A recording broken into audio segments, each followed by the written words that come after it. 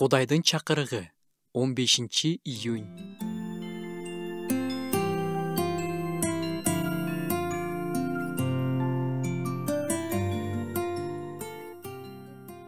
Даңк тактысы. Матайдын жакшы кабарынан окуп кетели. Адам уулу өз атак даңкы менен, өзүнүн бардык периштелери менен келгенде, өзүнүн даңктуу тактысына отурат.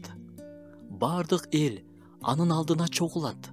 Койчу койлорду эчкилерден бөлүп алгандай эле, ал адамдарды экиге бөлөт. Биздин ыйыктала турган жайыбыз башынан эле жогору көтөрүлгөн даңк тагында. Жеремиянын китеби. Даңктын тактысы Исага таандык.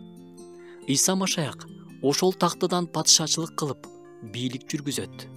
Биз окуп кеткен аятта Иса тактыга отуруп, сот жүргүзөрү жөнүндө айтылып жатат.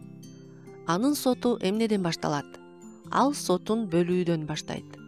Жазууда бөлүү деген сөз дагы ыйыктоо дегенди билдирет. Кудайдын даңкы менен келиши бардыгын ачыкка чыгарып, бардыгын ордордуна коет. Кудайдын даңкы прожектор сыяктуу жаркырап эмненин эмне экенин көрсөтө алат. Кудайдын даңкы эч нерсе жашырынып кала албайт. Эч нерсени катып коюуга мүмкүн эмес. Азыр дүйнөдө болуп жаткан адилетсиздик, акты кара деп, ачууну таттуу деп, жакшыны жаман, жаманды жакшы, куулукту акылмандуулук дегендин баары анын даңкынын алдында ачыкка чыгат. Даңк тактысы кимдин ким экенин айкын кылат.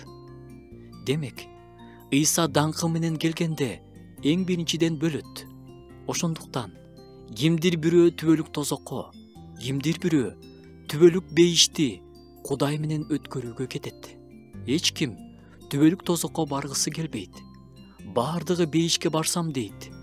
Ал үчүн эмне кылуу керек? Куткарылгандар, бейишке Иса аркылуу келе тургандар, тозокко бараткандар үчүн күйүп-бышып куткаргыла.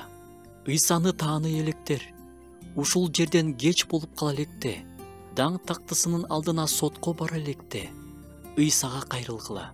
Азыр ушул жерден кылып келген күнөөлөрүңөрдөн кечирим сурап, кечирим алгыла. Куткарылуу бир гана Исада.